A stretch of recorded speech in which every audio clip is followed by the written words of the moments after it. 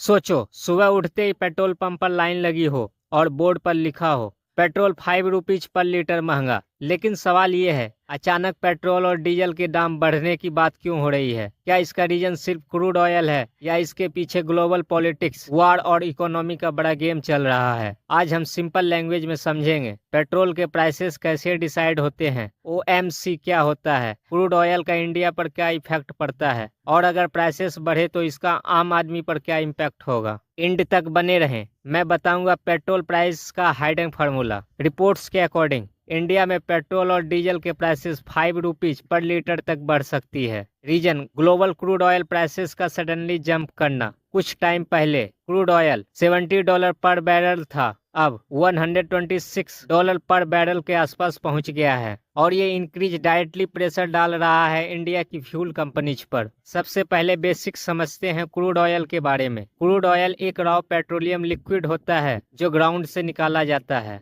इसको रिफाइन करके बनता है पेट्रोल, डीजल, एविएशन फ्यूल और एलपीजी जो हम अपने घरों में यूज करते हैं। अगर इंडिया की प्रॉब्लम देखें तो इंडिया दुनिया के सबसे बड़े ऑयल कंज्यूमर में से एक है, लेकिन प्रॉब्लम यह है कि इंडिया अपनी जरूरत का लगभग 85% क्रूड ऑयल इंपोर्ट करता है। यानी अगर ग्लोबल ऑयल प्राइसेस बढ़े तो उसका डायरेक्ट इफेक्ट इंडिया के पेट्रोल और डीजल प्राइसेस पर भी पड़ता है। अब पेट्रोल प्राइस कैसे डिसाइड होता है? बहुत लोग सोचते हैं गवर्नमेंट डायरेक्ट प्राइस डिसाइड करती है, पर रियलिटी थोड़ी डिफरेंट है। पेट्रोल प्राइस में इंक्लूड होता है crude oil cost, refining cost, transport cost, dealer commission, central tax, state VAT यानी वैल्यू एडेड टैक्स। यानी क्रूड ऑयल महंगा इक्वल टू फाइनल पेट्रोल भी महंगा। आप लोगों ने सुना होगा, न्यूज में वर्ड बार बार आता है ओएमसी। ओएमसी का फुल फॉर्म होता है ऑयल मार्केटिंग कंपनीज। इंडिया में मेजर ओएमसी है Indian oil corporation, Bharat petroleum, Hindustan petroleum. ये कंपनीज ऑयल इंपोर्ट करती है, रिफाइन करती है और पेट्रोल पंप्स तक फ्यूल पहुंचाती है। फिर अंडर रिकवरी रिपोर्ट्स में बोला गया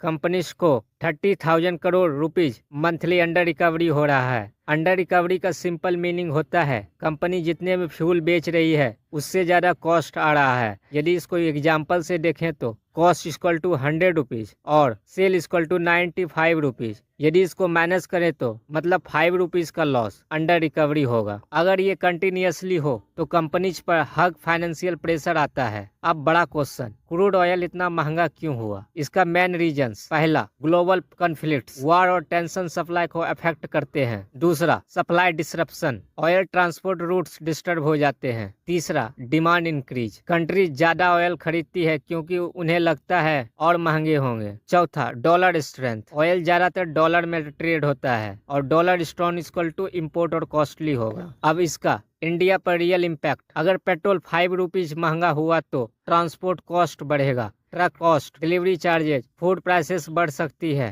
ट्रांसपोर्ट एक्सपेंसिव, वेजिटेबल भी expensive, inflation increase, daily life expensive हो सकती है और middle class pressure, monthly budget directly effect होगा। तो इन सब में गवर्नमेंट क्या कर सकती है? गवर्नमेंट के पास ऑप्शन होते हैं, टैक्स रिड्यूस करना, पेट्रोल पर टैक्सेस कम करें, ओएमसी लॉस एब्जॉर्ब करना, टेम्पररी बर्डन कंपनीज उठाएं, स्ट्रेटेजिक ऑयल रिजर्व यूज करना, सरकार अलग से इमरजेंसी ऑयल स्टोरेज बनाए जिसको मुसीबत के समय यूज करे। इंटरेस्टिंग फैक्ट, पेट्रोल प्राइसेस सिर्फ फ्यूल स्टोरी नहीं होती है, ये economy, inflation, politics, global trade सबसे कनेक्टेड होती है। इसलिए ऑयल को वर्ल्ड इकोनॉमी का ब्लड भी कहा जाता है। पर इसका रियलिटी ये है, global oil prices India control नहीं करता, लेकिन इम्पैक्ट इंडिया को फेस करना पड़ता है। फ्यूचर डिपेंड करेगा global tension, crude prices, government policies पर। तो क्या पेट्रोल डीजल सच में 5 रुपीज महंगा होने वाला है या गवर्नमेंट कोई रिलीफ देगी? आपको क्या लगता है, फ्यूल प्राइसेस और बढ़ने चाहिए या टैक्सेस कम होने चाहिए? कमेंट में जरूर बताएं और वीडियो यदि पसंद आई हो तो लाइक करें, शेयर करें और चैनल को सब्सक्राइब कर लें। Thank you.